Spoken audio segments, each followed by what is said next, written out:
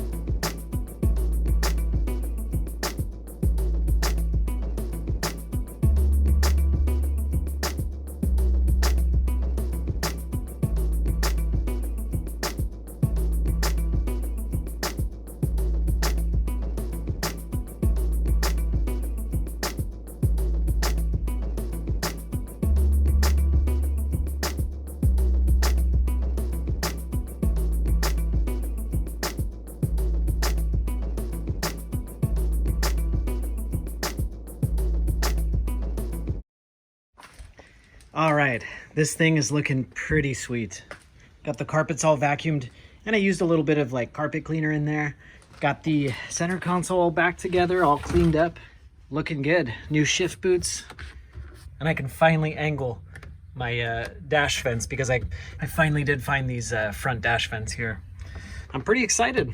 It's going back together quick, and it's looking a lot better.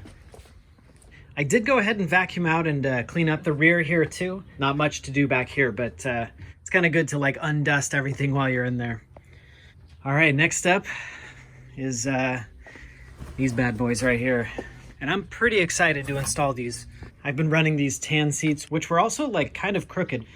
Pretty strange. I'm not sure why they were like that, but glad to have these guys out of here and got these fresh guys. Good condition.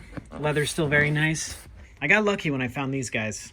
So I guess I'll wipe them down really quick and go ahead and install them.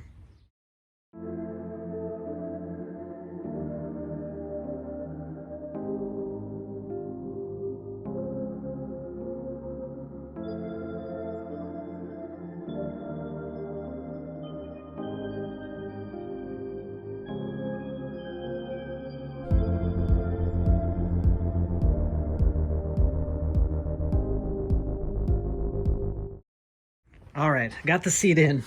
It looks awesome in here. I'm really excited. This was really the missing component to kind of like complete my interior. There's one problem. It seems like the seat is kind of, I don't know if you can see, but it's kind of tilting. Kind of hard to see with the reflection, but it does seem to be tilting towards the passenger side. And it's kind of odd. If anything, I thought my old seat might have been tilting the other way. But when I look down in here, kind of think that maybe somebody adjusted this or something. And it definitely does seem like it's sitting higher than my other seats too. So I think I'll worry about that a little bit later. Probably gonna have to pull this seat back out and figure out what's going on under there.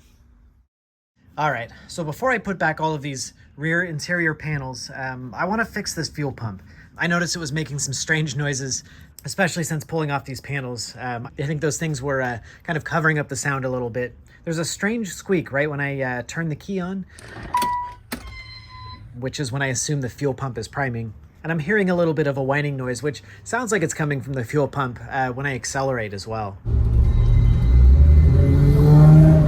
Since I already have all these panels off, I think it's gonna be pretty easy. It should just be under this little access door here, so we'll replace it and we'll see if that solves the problem.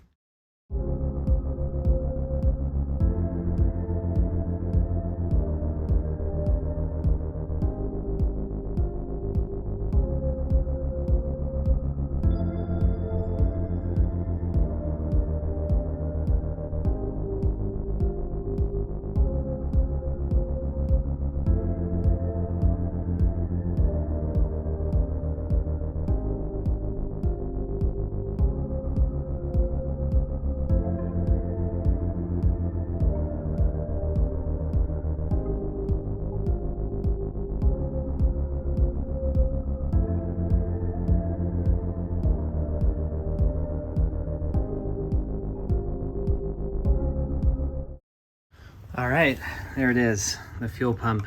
And it looks like the whole fuel sending unit and everything. So one thing I forgot to do when I was taking this thing out was to depressurize the fuel system. And it had some pretty good fuel pressure there. That caught me by surprise. But yeah, just glancing at this thing, it does look fairly old, you know, this pressure thing, and definitely the fuel sock is super old. I mean, this thing is like black. I guess it's still pulling in fuel, but definitely needs to be replaced. So let's get this thing out of here and swapped out, and we'll get it reinstalled.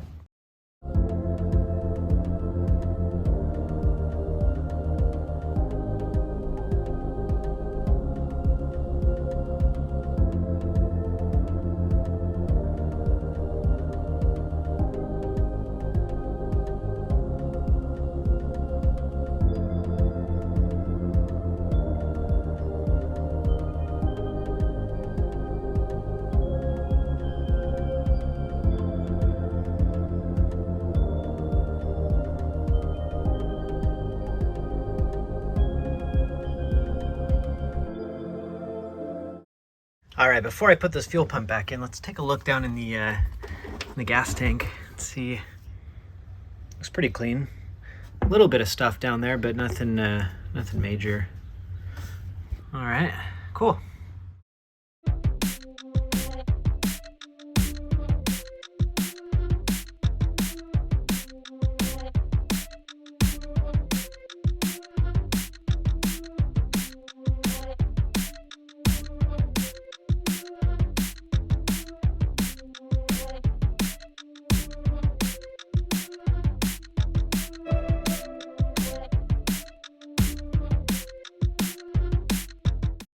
All right, that was pretty straightforward actually, pretty easy. I made sure to replace this rubber gasket that seals the top plate to the fuel tank. And the fuel pump is just a couple of bolts and clips and pretty much good to go. So let's fire this thing up and see if it's any better.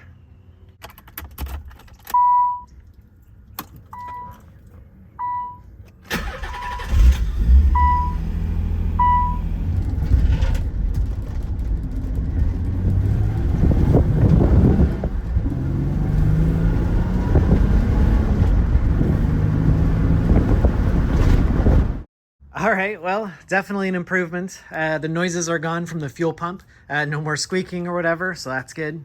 Acceleration definitely seems better. There's still a little bit of hesitation at lower RPMs, basically getting going from a stop. So there's probably something else that still needs fixing on this engine. Maybe multiple things that need fixing. So still some work to do there. But I'm happy I replaced this thing. It seemed like the original fuel pump, which means it was long overdue to be replaced. So it's good to get that taken care of. I think now I want to go ahead and pull that seat back out and see if I can fix it. That leaning over angle is driving me crazy.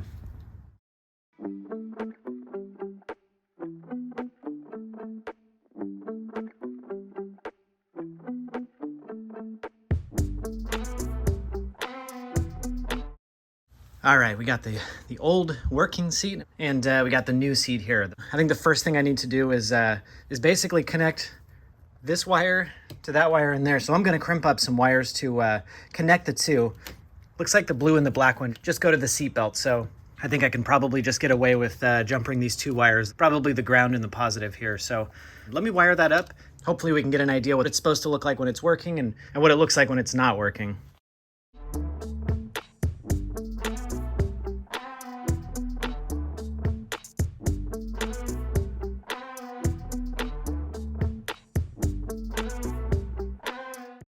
All right, I got my little makeshift harness going here, and luckily it just uses pretty much like standard size spade connectors. So got that plugged in right there. And we can kind of get a look at the seat functions here. So for instance, front to back, which works perfectly. Looks good. I guess this is front up and down. There you go. And now the one that has a problem, which is the rear up and down. So both sides should work pretty much the same as this. It should go up and down like these guys.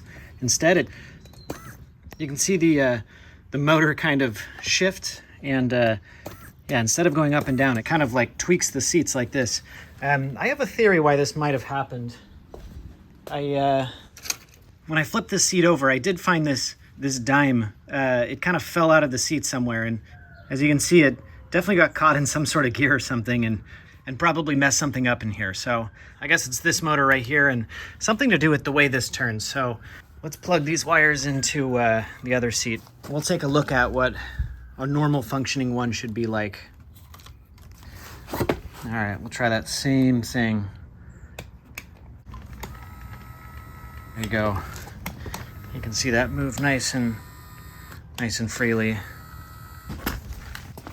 So it definitely involves this bracket here. And I can see that mine are not balanced. So this bracket is very, very high on this side, just like this one is at full extension. But this guy is still pretty low, whereas this one is also high at full extension. So I wonder if this thing just got knocked out of place, like maybe the gear skipped here, and it kind of just hits the max high here and the max low here. So we kind of lost all range of motion. Oops, I guess that's not plugged in. So maybe I should just uncouple this gear here, and we'll see if we can at least start by adjusting them back in their right positions.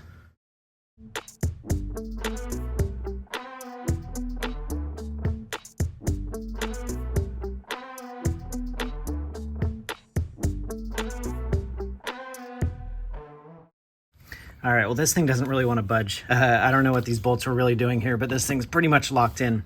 I don't think it's going to be easy to get this thing out of here because it's kind of like everything's connected to everything else. So, and I'm kind of afraid to pull this whole thing apart. I'm not sure I'll get it back together. But, you know, I'm kind of like looking closer at this, and I don't know if you're going to be able to see, but kind of seems like I found where maybe the gears somehow got misaligned. The motor gears moved the chair rail gears by a span of about 1 inch, and they're all the way rolled forward on this side, but on this side it's like they're all the way rolled back. And it kind of seems like this sleeve here connects the two. There is a little roll pin right here, meaning that I can probably punch this out, and hopefully this thing will slide backwards far enough. I can push this back up into shape, and then I'll be able to slide it back in, hopefully at that point, you know, perfectly aligned. All right, let's give it a try.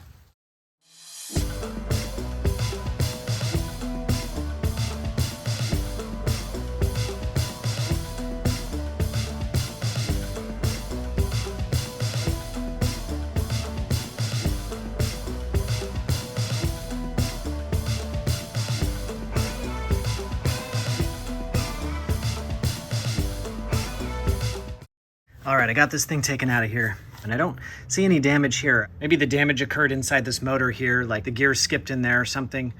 I'm not sure. Maybe I'll still try and switch out this motor for that one just to make sure it's not internally damaged. But at this point, this thing is pretty much free moving, so I can kind of move it up and down. And so what I want to do now is plug the wires back in and make sure that this thing is up at its full extension, either up or down. I guess it doesn't matter. I'll go ahead and push it all the way down. Then I'm going to push this guy all the way down, and we can link them back up.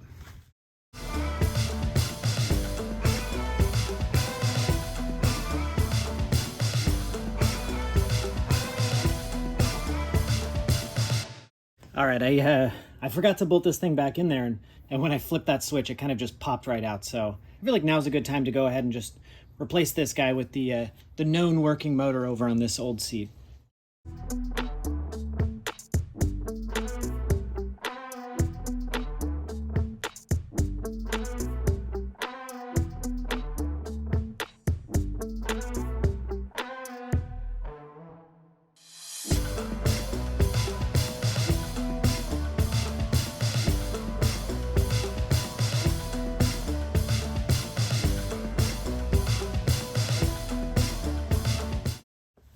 All right, I guess that's it.